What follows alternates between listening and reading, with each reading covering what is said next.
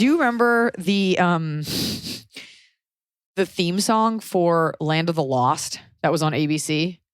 No, I don't. I don't know those words, but I don't know that show. Do you remember the show? It was like a family that like fell through a crack in the earth and fell back in time somehow to prehistoric like dinosaur times.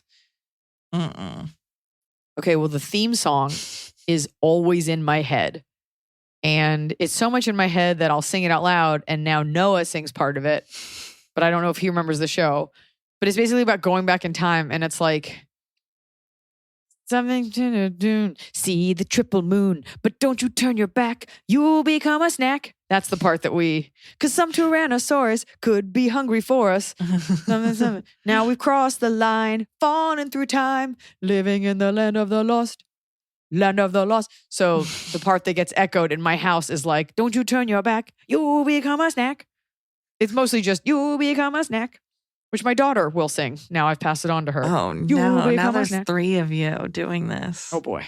Anyways, someone listening to this will be like, I remember. There was like a hot cave girl who had like a normal like name, like Sasha. Somehow she spoke English. Do you remember that in Mannequin, the plot is that Krista. It was Krista. Kim Cattrall was like an Egyptian princess, and she gets brought into the future as a mannequin. Oh, is that what the beginning of it was? Yeah, that's where the living mannequin came from. Is that she was like an Egyptian princess, and their castle was under siege or something, like their pyramid. Something was up. I don't remember that part. I always thought it was like a low key commentary on men and real dolls. All right. We're ready. Yeah. I'm in my office. Tianfu is chasing a fly. You're going to get it. I just know it. With your little split peach head. And it's a nice quiet Sunday here in Los Angeles, and we're ready to give you all the dulcet tones of advice that you're craving. Ready to kick it into high gear. Hi, Iliza and Emily. A longtime listener, first-time question asker. I am 30, female. I am the maid of honor for my sister, 28, female's wedding. She's sweet and bubbly and kind to everyone. However, my family threw my sister an engagement party, and to my annoyance, a woman came in white. I know that this is just the engagement party, but I feel like this is a low-key warning of who will try it, wear white, to my sister's wedding. The culprit was her fiance's aunt, and it was a full white outfit, white dress, white shoe, white fedora. Super ugly and desperate. Her boobs were out. No slut shaming, but girly pop is older, probably early 50s, and this is a family party. I have DDs, and I totally know the struggle, but I know when to rock a deep V neckline, and that was not it. I tried talking about this with Mom. I suggested we talk to her and remind her that white needs to be avoided for the wedding. She brushed me off and said she doesn't want to cause problems for my sister, but I know my sister is bothered by this. I was thinking for the bridal shower invites, we write, bride wears white, dress code is cute and colorful, let's celebrate the bride. I'm also going to be talking to my sister about how to navigate this, as her happiness is my first priority. What do you think? Am I being crazy, or is my intuition justified? Do you have any ideas of how to talk to this lady? Thanks. So your issue is that she may wear white to the bridal shower and you're the not wedding. About the wedding and the wedding. But I think the bridal shower is first. Look, this has always felt weird to me because when you are the bride, no one is eclipsing you. It doesn't matter, except for, I think it was Kendall Jenner wore like an out of bounds, ridiculous dress to someone else's wedding. And obviously the bride wasn't as hot as her. It was like 3 pieces of gauze. And it was like, but then again, you invited a mega celebrity model to your wedding. It's a regular civilian wedding, especially a woman. It's not that you can't be attracted when you're older, but like especially an older woman who's wearing a fedora. Like people might be gawking or something, but like for some reason, some people don't get the memo about not wearing white. Some people think they should. We all know you shouldn't do it. It's not going to detract from the bride. Nothing, she can come in a hot dog suit. Like it's her day. People are focused on her. It doesn't matter. It really, really doesn't. And I think this feeds the narrative that another woman can steal your sunshine when you really make your own. what I hate about that is it's always about another woman like wanting attention on the day. If that's how you got to get it, then that's sad and people will think it's sad. No one's going to be like, but did you see that other woman in white? That was a classy move. So I appreciate that you're protecting your sister. Put that on the invitation. And maybe the woman doesn't show up wearing it. It doesn't mean that somebody won't do it at the wedding. But at the end of the day, it truly doesn't matter. And if you really want the last word, you can go up to the photographer and say, do not take a picture of that woman.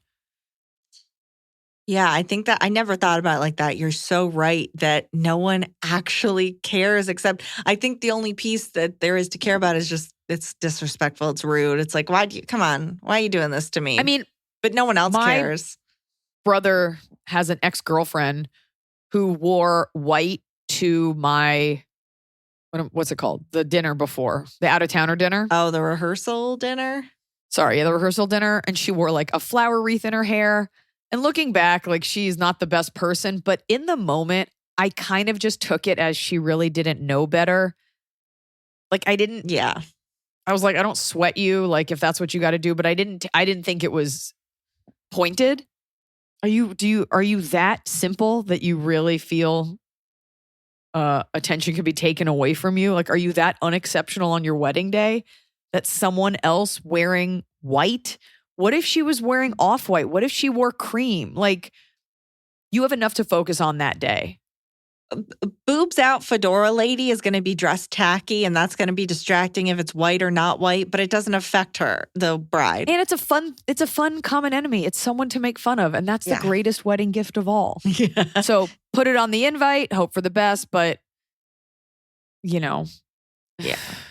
It could have been like, she's like, I got these huge tits. I had nothing else to wear. I thought it was like celebratory. She didn't wear it to the wedding. My hat is loose in my head like Danny DeVito and Matilda. I can't take my fedora off. And then she ended up gluing it to him. The fact that she wore a fedora should tell you everything you need to know about this woman. But also, like, just like everything else with your wedding, whether it's an unhinged caterer or a cake baker who bakes in a layer of chocolate ganache when you specifically said you don't like chocolate, or a friend who abandons you at your wedding because she took too many drugs and alcohol, you do what you can to plan, and it's just going to be what it's going to be. It will not be absolutely perfect, because if it were, it wouldn't be your wedding. But you're right to protect your sister. Okay. Hey, Ask Iliza crew, love the show. Brief gush. I've been following your career since Freezing Hot, and that episode of This Is Not Happening, my current fiance, friend I had a huge crush on at the time, told me about Lion Brian because the story was identical to the tool I was dating back then. Loved seeing you at the Joy Theater in New Orleans for Unveiled. I was able to slide you a painting of Blanche, and you said I, quote, captured her shine. Oh, I'm sure it's hanging. I wonder which one it was. I think it's... Do you think you know which it is? I don't know. There's a bunch in here. It's like I'm in a mausoleum dedicated to her. All right, go on. So this question is on dog grief. Not long before you lost Blanche, we lost our Great Dane Brutus to bone cancer. He passed away at the hospital after surgery after a few months of making hard decisions about his well-being. We weren't planning to get another, but you know how that goes. 2 weeks later, this precious freckle baby, velvet snoot Dane named Tank needed a home. He was perfect and had that kind of bond with us that a grateful rescue with a rough past has with the perfect family. He was rehomed 5 times before us, and you can tell he was abused. He warmed up quickly and was a huge piece of our lives who loved us and his 3 kitties. We understood when we got him at age 4 that we may not have as long with him considering their lifespan, but he turned 10 this January, and aside from arthritis, was in great health. This Tuesday, he passed away unexpectedly, likely due to a blood clot to the brain. He was fine that morning, but all of a sudden was almost unresponsive and unable to get up or walk. He could hear us and sometimes pick his head up, but that was it. We had to physically carry him to the car. The vet tried to stabilize him, but he stopped breathing. The vet and techs were absolute beasts and worked on him with us in the room trying to save him. They were unable. This all happened in about an hour. My question is this. I am still recovering from my first Dane that passed. I have dreams about him on the regular and cry about him like quarterly at a minimum. I know these things take time, but we've been a mess with Tank passing. With Brutus, even though his death was terrible, we had time to prepare and make peace with it. Tank's death was so sudden and awful, we are both in shock. I don't know how to handle this big grief all over again. I definitely don't see myself getting another dog for a while, and even though we have our 3 cats, we're both devastated over losing our boy. What's y'all's best advice for dealing with grief over losing your dog? He was such a huge presence in our lives emotionally and physically. I just don't know what to do besides talk my therapist face off about it. Every piece of advice or mantra to get through this just feels like a platitude at this point. Then we have a picture of Tank attached. We miss him so much. Love listening to y'all while I get ready for work and can't wait to catch you on the Hard Feelings Tour. Hope to see you swing through Louisiana. And Tank is very, very cute. Sweet boy. Two things. One, it's okay to be sad about the first dog. And it's okay if you are still sad about the first dog and feel like you can't grieve the second dog. I think the second dog came along to help lighten your heart a little bit about Brutus, but because his death was so untimely and it happened so fast, you didn't have time to prepare. It just feels like it's happening all over again. And it reopened a wound and you realize you still aren't healed from the other one. So it is a little bit of a lesson about like not rushing in to get another pet. Everybody's different, but it's not about platitudes. It hurts because also a Great Dane, as you said, like physically is a huge presence. Like that's missed in the house because it took up so much space. I would hold for yourself, maybe you and your partner, I forgot if you said you were married. I would hold like a little funeral for both of them. And I would I would write out everything you want to say to both because you do want to, like, you don't want the one that died to feel like he was just a placeholder. I always think about that with Tian Fu. I'm like, I hope she knows how much I love her and she's not Blanche's replacement. And it took me a while to figure out the kind of love I have for her. And I'm always wanting her to feel special. You can also pour so much of that love and attention into your cats. I know it's not the same. Like when Blanche died and we were in Tokyo, I went to a hedgehog cafe so I could hold an animal. And you know what is not the same as holding your wife's body? Is holding a hedgehog with a glove on and feeding it mealworms. But anytime I feel like, I don't know, I feel like I'm too busy, I just try to love on Tian Fu more. So pour some of it into your cats and hold a little service for both dogs. That way you can get things out and you can like send it out there. That's what I would do. I also think even if, you feel like this happened to Brutus and then you got Tank and then it happened, something horrible happened. Imagine how good the rest of Tank's life, and you know how good the rest of Tank's life was. He was abused. He had gone to 5 different homes and then he spent his last years with you happy, having the best day. Like, as hard as it is for you, you made like the sacrifice of now dealing with this grief so that he could have such a good life. But yeah, those dogs are meant to live like 2 weeks at the most. It's like and so the fact that you got so much mileage out of him, like your love is what helped him to live longer. And you know what? I hate to say this, but like, it's better that he went quickly. Those dogs are huge. It can be a long, painful death. That's why they shoot horses in the head. I know you don't want to hear that right now because because the bigger you are, the harder it is. So do what I said. Yep. Sit Shiva for your dog, but do it in your probably not Jewish way because you have Great Danes. Not a Jewish dog. Okay.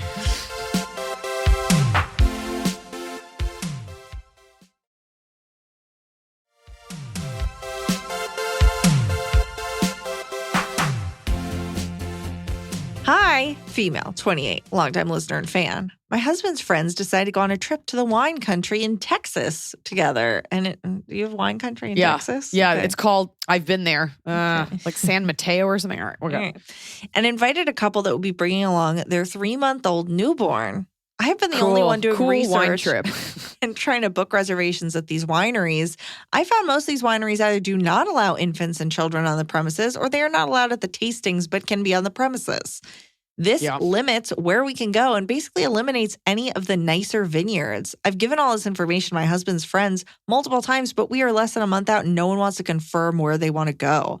I've given them many kid-friendly vineyards to choose from, but less than a month out and nothing has been booked. I'm debating on not going at this point because I do not want to get up there and not be able to go to any of these tastings and waste my money and time on the hotel. What should I do at this point? Should I just book tastings for my husband and I and tell them they can join if they want? Extra, there are 7 people going plus a baby, which makes it impossible for us to just walk in for a tasting without booking. All couples are married except my husband's brother, who is not bringing anyone. Anonymous. Okay, wait.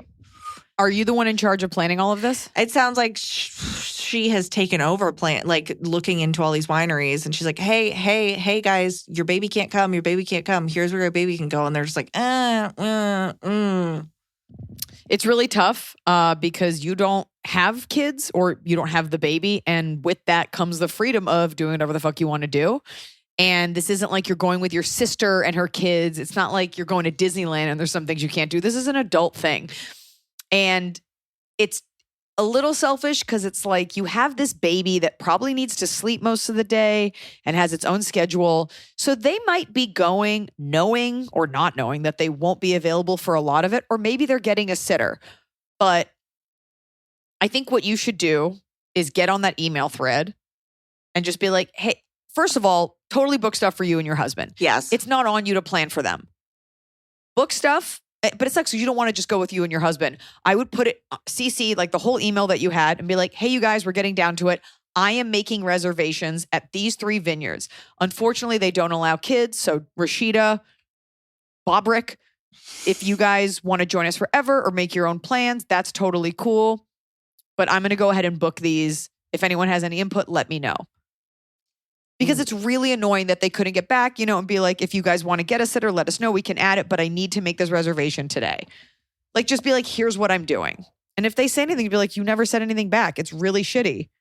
Right. I mean, even there's the option of like, let's say you're going 3 days. You say, I would love to see this vineyard day 1, this vineyard day 2, and this kid-friendly vineyard day 3.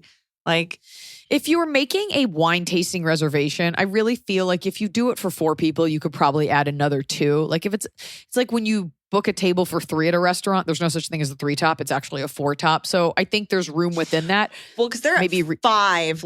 They're at 5, and then the 2 parents and the baby. So, but we need everyone to agree. I mean, yeah, but like even if. I mean, are there some vineyards that allow babies that you do want to go to? But it's like this is your trip too. You should not have to deal with the fact that they have a kid. Maybe they are getting a sitter. I don't know how close you are, but you could always send a text and be like, hey, we're trying to get this booked. How are you guys feeling? Do you want to get a sitter? Do you have some vineyards that you want to go to? Mm-hmm. You also do not have to spend the whole trip with these people. Right. And if anyone says anything, be like, I tried multiple times. Nobody reached out. So I just booked stuff. Right. Especially because there's so many other people that aren't saying anything, not just the parents. What about everyone else? That's exactly right. I just booked stuff. I figured y'all had your own plans. Oh, yeah. But make sure you really did try and reach out. It wasn't just like one text that maybe they missed or something. Right. But that's annoying. This is not the first time we've heard about someone like trying to make plans and nobody's answering. People can be so rude. So just make your plans. I bet you they don't even end up going. I bet you they actually don't end up going in the end, and you will have made all these plans around them. Mm-hmm.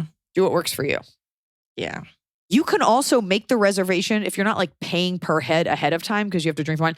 Make the reservation including them and then just cancel it because it's only 2 people. Right. You're still all tasting wine. Be like, I went ahead and included you. I don't know if you guys want to get a sitter. Let me know. Right. These I included like, well, we can't. This one doesn't allow babies. Here are the few that don't allow babies. And I thought my job to plan the whole thing. That way, if they're like, well, we actually can't, be like, okay. And then you'll just let the vineyard know 2 people won't be coming. But it's still, 5 other people. It's still plenty of people. Right. Hi. It's fine. Hi, Liza and crew. Big fan. On my 5th re-listen to all the podcasts, I'm in a bit of an emotional war zone. I'm Selin, 30, female, and live in Wales with my boyfriend, 33. We've been together for 6 years. Everything is wonderful there. We've been through some tough times, health scares, etc., as well as some of the most incredible moments of our lives together. No complaints there. It's when it comes to his dad, things get complicated. His dad is completely and utterly obsessed with him, and it's stifling. His behavior ticks a lot of the love-bombing characteristics, i.e. excessive affection, calling him my boy frequently, deep internal cringe. He's 33. Intense attention with constant messages and uninvitedly visiting him at work. Inordinate grand gestures, intense compliments, boundary pushing, idealization, and a need for constant validation from my boyfriend. To an outsider, he's the ultimate selfless dad, but I can see it's a guise. I can see it makes my boyfriend feel awful. After every time we see him, you can feel the dark, tense cloud surrounding him, and he has a meltdown. Some minor things will trigger it and he'll explode, basically turning into a moody teenager. This literally only ever happens after interacting with his dad. I'm stuck dealing with the aftermath whilst his dad is completely unaware of the chaos he's caused. I can feel his dad trying to emotionally compete with me to love him more or the best, and it's unbearable. I'm not interested in being drawn into that boxing match. He's even gone as far as admitting when first meeting me of thinking, who is this girl taking my place, and brushing it off as a joke. Ugh. How can I help my boyfriend set healthy boundaries and get his dad to back off? I for sure do not want to get in the middle, but I will stand my ground. Help. Diolch Selin. I don't think I even said know if it's that right? pronounced Selin. No, it's definitely the Welsh language is mysterious and difficult. It's probably, what was it? Diolch? It's probably pronounced like Theter. I'm literally looking at a Welsh flag on my wall and it's spelled Cymru and that's pronounced Gomri. So fuck off. Well, it's so hard. Selin is probably pronounced Kellen. Or Le Plule. Oh, and Diolch is thank you. However you say it's not pronounced. It's not Diolch. It's probably Horthy. It's just it's kind of like Alice in Wonderland. Like what is up is down. Diolch. You put it in Google Translate and it just breaks. That's a noise they make. Okay, listen. There's two issues here. Two issues. Did the dad sexually abuse the kid? Like, is there, because for him to get that upset, you said love bombing, but love bombing is when you obsessively dote on someone and then take it away. So Are you using love bombing incorrectly or does he also do that? Is the dad a widow?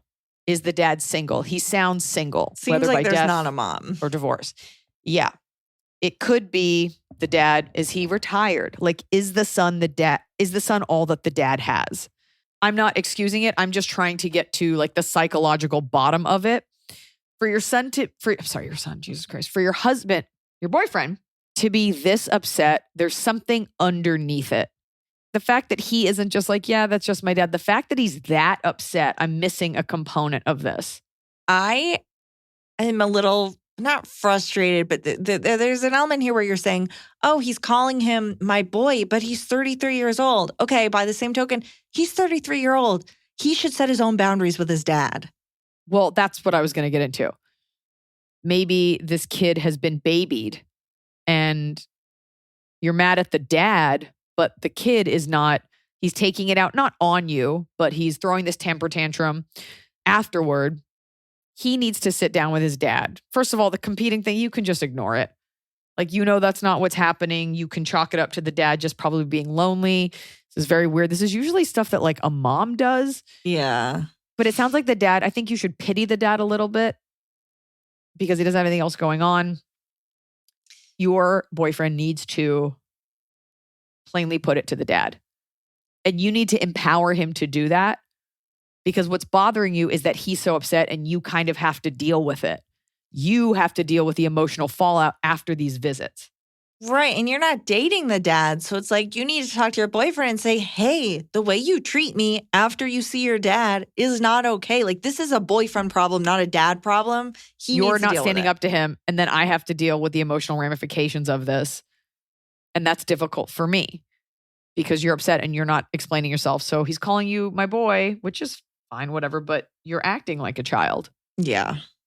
And it could be that he has explained it to the dad and the dad doesn't hear it, but it's up to him to set those boundaries and then you kind of just support him. Right. But he can't take it out on you. It doesn't matter what his boundaries look like with his dad. That is separate from his relationship with you. You don't want to be around like an emotional wreck every time the dad interjects, which is often. But I'm wondering why it's so upsetting. Does it represent something deeper? Did he used to abuse him? Is it true love bombing where the dad then disappears? If it is, you didn't include that in the question. I think also having like a modicum of compassion for a man that feels very sad might help a little bit, but it's got to start with your husband, whatever. The guy in your life whose relationship with you I can't seem to get straight. Your boy. Your boy's got to say something. Yeah. It also wouldn't be the worst thing if you and the dad went out for a pint. The dad is like definitely not interested. The dad's like, you're the new woman. I was the woman. He Get out of made here. a fucking bad joke it might be good to reacquaint, just to be like, it might be worth it just so it's like, hey, we're friends. We both love this guy. Not, you can even say to him, like, you made this joke at the beginning, but I just want to let you know, like, we've been together for 6 years. I love your son, but I want you guys to have your own thing. Right. Quit trying to fuck him. All right. Next one.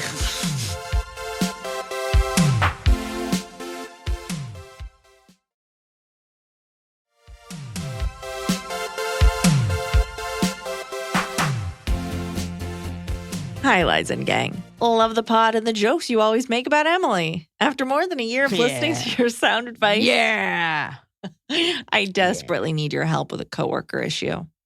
Cue MMA voiceover. I'm a 27-year-old female. Dutch, meaning I'm tall, 6'1", and blonde. Very into working out, and I care about my looks. I started working. 6'1" metric or imperial? I guess they wouldn't use feet. I guess you wouldn't say feet. All right, go on. If you however many meters, 2 meters, 3 meters? Thank you for converting it to our rarely used system. Go on. I started working at this company a couple of months ago and got friendly with a coworker there from day one. She is 29 years old, small and overweight. She knits her own jumpers and always looks a bit dirty with greasy hair and stains on her clothing. Let's call her Kelly. Oh no. Let's call her like we'll call her Emily.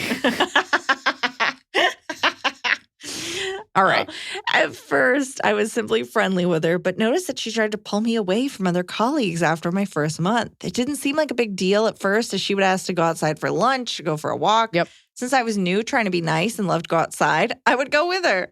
However, she would be so negative all the time and tell me how colleagues were trying to sabotage her and make her look bad by deleting her work and shared spreadsheets.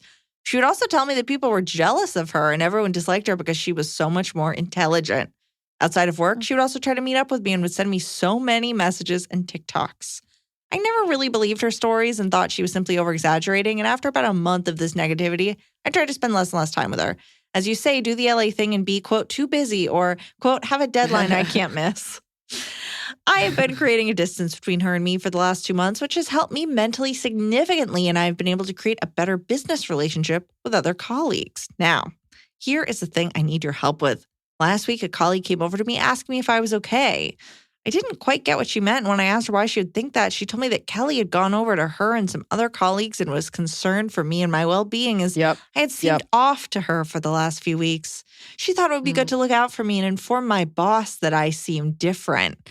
I could only laugh and say that I was simply super busy with work but doing good. The part that I need your help with is, should I go tell my boss that his colleague Kelly has been telling people that she's concerned for my well-being? Since she likes to make up over-exaggerated stories, I'm scared that she will make up weird stories. Can't wait for your advice and to see you in Amsterdam in December. Much love, Jenna from Amsterdam. 6'1" Jenna. Yes, see you at AFAS Live.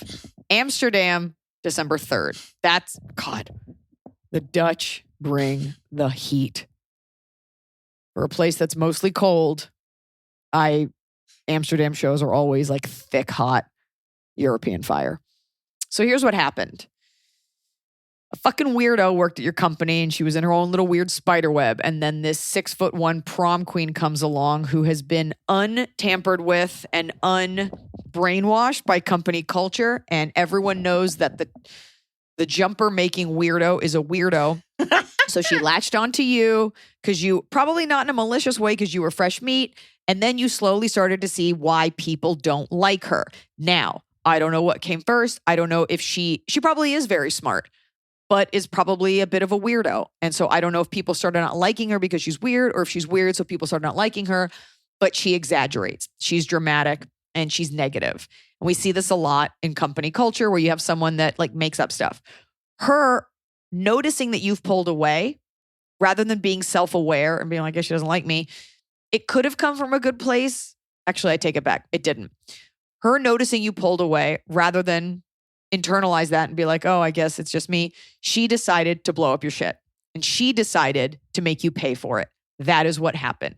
And even if that's not what happened, it is completely inappropriate, unwork related to go to your superior to try to make it look like you have a mental condition. So the only way to deal with this is to call her in and your boss and to say, I would like to know what you said to my boss. I would like to know why you're worried for me. And make her in front of your boss say, well, you didn't call me. You'd be like, that is not work related, nor is it appropriate. And you didn't come to me.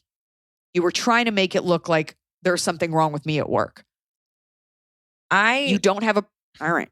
Just saying. I just would caution. You got to nip this beta nerdo behavior in the butt because that is fucked up.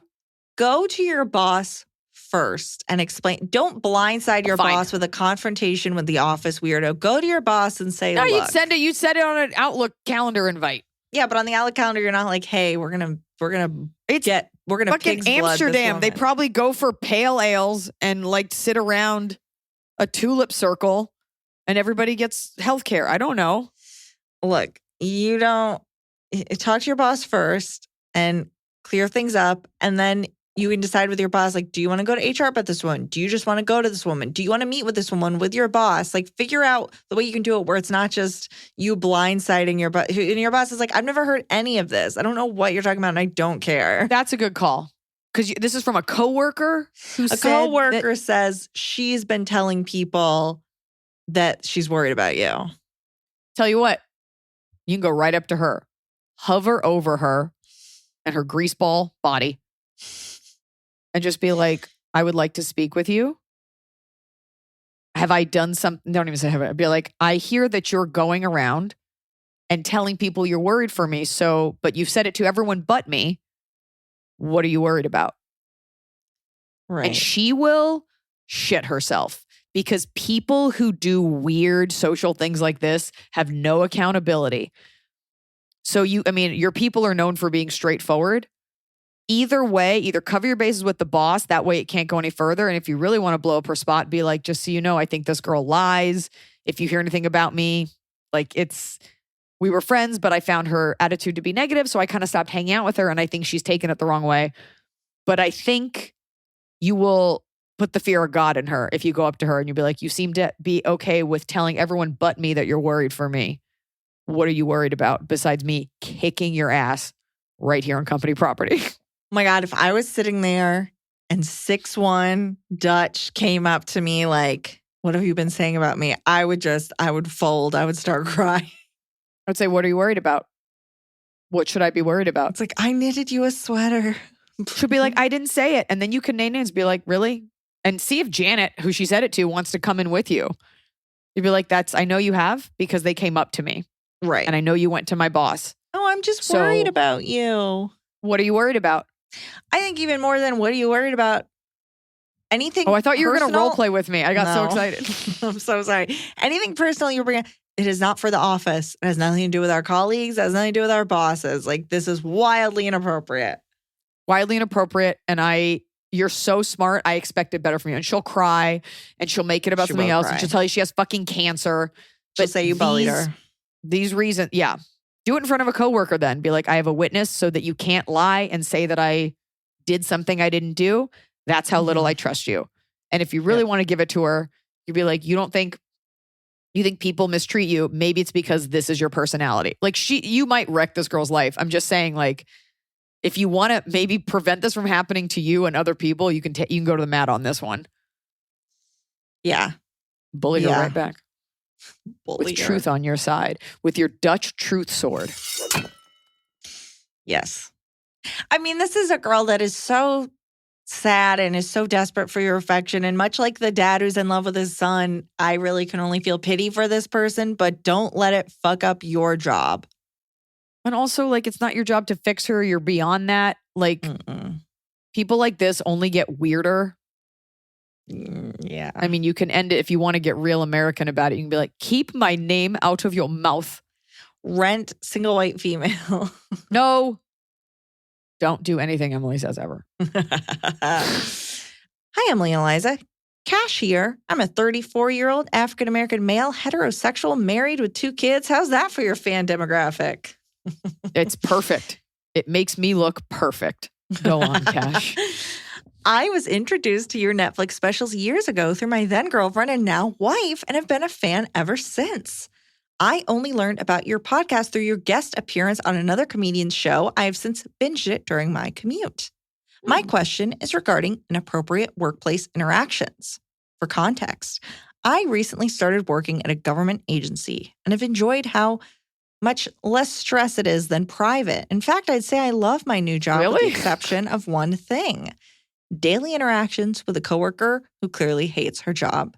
She looks and acts a bit like an overweight Jesse Eisenberg in his role from social media, so from the social network. Cool, Dad. This is very much a dad.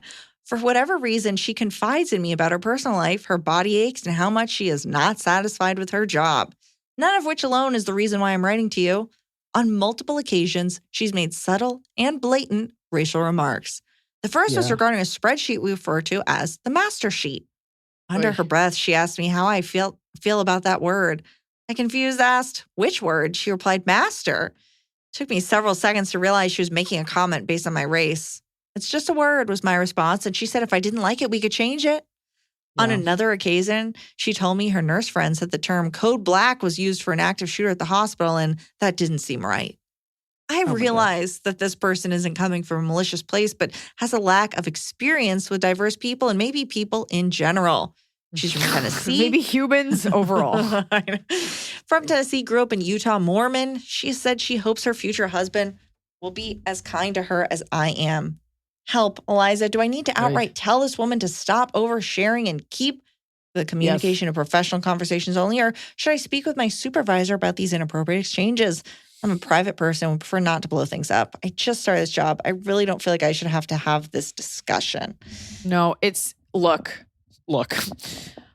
I think this is sort of part of the wokeness, overcorrect white thing where she is not a racist person, but even in trying to overcorrect and quote unquote, like stand up for you, white savior type, she doesn't realize how that is still putting it on you. Right. Do we live in a world where you can't say master bedroom when you're showing a house? Yes. So she is symptomatic of a large, uncomfortably liberal overcorrect where you as a black man are like, I don't have an issue. Like that is code black. I am a different kind of black. Like it's not the same thing. Right. And I can't relate to that in the way that you can. I will tell you that I've definitely had like a friend who like not makes Jewish jokes, but like brings up the Jewish thing in a way that's like, hey, like, I know you're Jewish and I'm totally cool with it. And here's something else Jewish. And you're like, I don't need to know that other Jewish people live in that area because it's expensive. Like, it's still like, you bring it up. I think people do it as a way to show that they aren't racist. But in doing it, it's not that it's racist, but it's just unfair to you. And I'm sure you have dealt with that a lot in addition to a lot of other bullshit. But she's doing that white woman thing where she's treating you like a plaything because she feels safe with you and you're being kind to her. And it's like, I don't know, would you do this to like a white coworker? Like it's a weird way that she's cast you. And I mean, it's tough. And some of it does come from lack of exposure to diversity, which of course isn't her fault, but it's also not your fault. And it's not your cross to bear. Like you don't have to deal with this. And you do, of course, it's that thing where if you say the wrong thing back, then all of a sudden you're aggressive. I mean, we've all seen Get Out. We all know how this goes. I think the first thing you do is cover your bases by going to your superior. Because what you don't want to do is say something to her and then it gets back to your superior. Like, well, he said this to me. And you're like, let them know, like, I'm here to do my job. She's a sweet woman. I would just let them know that way it's on record. Right. Should she do something wrong? And she may never, in which case, totally fine. And then you say something to her. Be like, hey, I just want to let you know, like, we're at work. I think you're great, but like, I can't be hearing about your personal life. And I think I'm just, in terms of the personal stuff, the black stuff. I don't know how she'd respond to this, but I do wonder if you can tell her when it comes to things like Master Sheet, like, hey, trust that if I have a problem with something, I will bring it up. I will tell you to point it out. You know, I am well aware of. You could say it with a smile too. You could say exactly that. Be like, I think you're really trying. I think it's very sweet, but if there is a racial issue, I'm a grown man. I promise I have a lot of experience with standing up for myself and bringing these things up. And you don't have to point out everything to me. You can just say that. And in terms of the personal stuff, because we get a lot of questions like this on the podcast, sorry, before I get into that, I do think there is this, especially in 2023, this want to show that you're an ally, but you really do have to pick and choose when you do it. And there is the privilege you have as a white woman of being like, I'm going to stand up for this. Where if you were a black woman standing up for it, you would be looked at like you're being a bitch. So there is that white privilege. Like in Get Out, which I rewatched on the plane because I think it's the perfect movie, how she's like, I'm going to talk to this cop. He can't just ask you for that. And in doing that, you're displaying a weird superiority and you're not trying to, you're trying to help. But I think, I'm guessing, as people of color, you're kind of like, hey, like it's good. You're making a thing out of a thing. You can take care of yourself. There's that. That aside, because we get a lot of questions like this about people like oversharing at work. It's inappropriate and you just need to tell her that. But I would tell your boss first. Yeah, it is interesting. I mean, it's usually not a man. This man must be a very sweet man that she is so comfortable talking to a heterosexual man about her life, her aches, her complaints. Like he's clearly such a nice guy, but yeah, no, you're probably good looking. You're a good looking black man and you're other to her. Sorry. That's why she feels safe. Even if she isn't realizing these things and you know that it's not malicious, but it's an otherness because she's not doing it with other men. Now, maybe you're new to the company and you don't like kind of like our 6'1" Dutch friend. You didn't know that she was annoying like this. She's not the first person to overshare at work. So before we really get into it, like I just fully analyzed it, you just draw that boundary. And if you need a masterclass in how to do that, I suggest you watch the Idris Elba character arc on The Office, where they were all clearly very uncomfortable with him being there. And they never made it about race, which I loved, but he like set these boundaries against these like idiots in the office and he never fucked up. He always like towed the line perfectly. You are the Idris Elba of your office. Yeah. You are the Idris Elba of your office. Secretly British. Secretly. Hi, Liz and Emily. Big fan here from Canada. I never miss a week of this podcast and finally have a question to send in. For context, I'm 27 years old and graduated university 5 years ago when I was 22, undergrad. In a few weeks, I am moving to a completely different province and have been thinking about going back to school when I do. For the last little while, I have not been able to shake this feeling of wanting to go back to school, but I'm feeling really uncertain and anxious. I've been out of school for 5 years and have worked my way through a job in my field that I initially majored in. I made some progress and have gained some real experience, but I really don't like my job. I just don't see myself staying here long term, and 27 is too young to hate your job and do nothing about it. The problem, I have a really big hang up about 27 being too old to go back to school, not following a traditional linear education to career path. There's another job field I really want to get into, and while it's not completely unrelated to what I do now, I would need to go back to school for another 2 to 4 years. If this were any of my friends, I would support them and tell them, who cares what people think? But when it's me, I feel like it's a step backward. I would love Eliza and Emily's take on this. Should I quit my job when I move and do full-blown student mode where I find something part-time and go to school? Should I do the online or part-time school option so I can keep my full-time job I hate but that pays well and will look good on a resume? What do you guys do? Thanks, Jane. It's not too old to go back to school. But I understand we all have anxiety about school. I'm not even in school and I have anxiety dreams about school.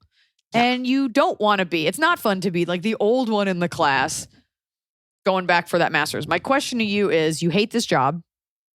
Is it the content? Is it the subject of the job you hate or the actual job? Because you could get another job.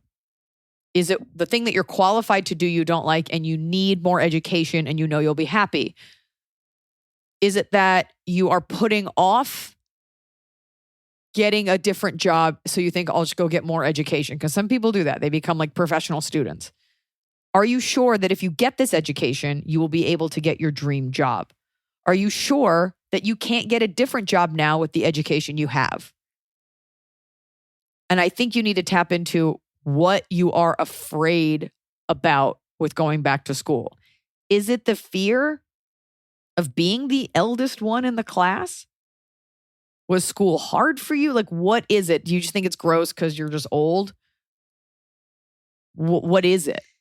I don't know what's upsetting you about it. Right. Is it really just you're worried how it looks? I mean, I think you're so dead on that, like, you're 27. It's too young to hate your job. If you could make a change that will make you like your job. I think the other piece of this question, asking if you should go full-time school and do a part-time job, can you support yourself like that? I don't know. I don't know. And also, like, I don't know what's upsetting you about it. If you can do online classes, great. You don't have to see anyone. You don't have to be that old lady on campus. But like, for what it's worth, there was like a father of 3 in my like media class in film school. And like, I partnered up with him immediately because I was like, this guy's going to do all the work. Like, nobody was like, ew, why is he here? One of our recent question answers, was it maybe in this episode or last episode, someone who had just like gotten their master's in their 40s, it sounded like. You're also saying it's like 2 years of education or like 4 years. Like 2 to 4. 2 to 4. So you don't, I guess it depends on how fast you do it. 2 is not that much time. I guess the answer is in 4 years, that time will have passed regardless. You certainly don't want to start then. So I guess you need to answer all the questions we already asked because I can't really decide for you or tell you should do it without knowing like the issue. But those are the questions you should ask yourself. You sound very aware of what you're capable of and what can move your career forward. It doesn't sound, you're not like, I want to go get my master's in poets from 1994. Like, it sounds like you figured out something that would move your career forward. What's the problem? Dip your toe. Do school and work. Maybe you don't want to be a full-time student, but yeah, what is your issue? Follow up with us. Let us know. Yeah. Top of the cob. It's the top of the cob. We're doing it right every day. You just take a bite. Top of the cob. My top of the cob, and I can't believe I didn't say this before, was that while we were in Maui, a fan reached out and told me that there was a program put on by the Maui Humane Society where it's called Beach Buddy. And you basically like rent a rescue dog for the day. And I reached out. They wrote back. They gave me a list of dogs to pick from. I picked a dog that I thought was small, but was actually very large. His name was Arnie. And it was really cool because he wasn't like my type of dog. He had short hair. He was very skinny, probably secretly a pit mix. They didn't want to tell me. And he was so sweet. And even though he didn't have the features of a dog that I would normally like, I absolutely fell in love with what a sweet boy he was. And we took a nap on my bed. And that was so special as a woman, just getting an animal to trust you. And I was excited because we took him for chicken and I took him for a puppuccino and we just had a little day with him. And I'd like to think that someone at my show maybe came and adopted him. I don't know that yet. Or at the very least, people are aware of this program. But it was a very special thing to do.